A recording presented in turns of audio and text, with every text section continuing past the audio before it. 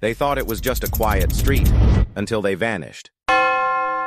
It started in the spring of 1994, when the city was still drying out from the Mardi Gras chaos. Tourists had cleared out, the beads were swept from gutters, and the quarter was quiet again. That's when the disappearances began. 3 teens vanished within 2 weeks, all locals, all seen last near Dauphine Street, where the iron balconies sagged and the street lamps flickered like dying candles. The police blamed runaways, but families insisted the kids were good. No drugs, no fights. They just vanished. Then came Jules Marcel. He was 16, worked the night shift at Café Beignet. Quiet, sharp kid. One evening after closing, he walked home through the back alleys to avoid the drunks. He never made it. The next morning, his backpack was found in Jackson Square. His clothes were neatly folded on the bench beside it. No blood, no signs of a struggle, just a note tucked in one of his shoes. The sun isn't kind to angels. That's when people started talking. Old men sipping chicory coffee recalled stories from their childhood. Tales of the Sons of Dusk, a secret society older than the levees. Said they lived beneath the French Quarter, in tunnels forgotten by time. They didn't drink wine, didn't worship God, and every few decades they resurfaced, not to feed, to recruit. A local girl named Amélie swore she saw Jules 2 weeks later.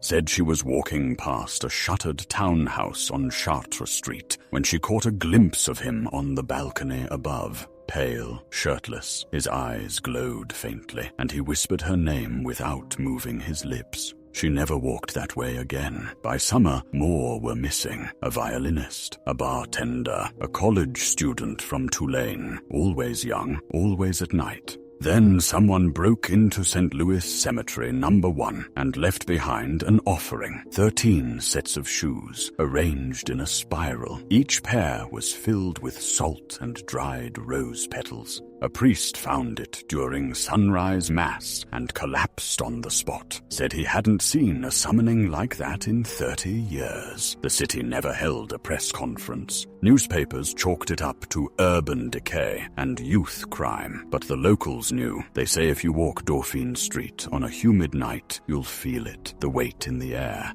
Like something is watching, waiting. Sometimes, just before dawn, you'll see them, pale silhouettes on rooftops, cloaked in mist, eyes shining like cigarette ash. They never speak, never move, just wait, because the pact was made long ago, and every few years, New Orleans must pay in blood. Like if you believe some legends never die. Comment if you've ever walked a quiet New Orleans street at night and felt watched. Subscribe for more short horror stories that sink their teeth in and don't let go.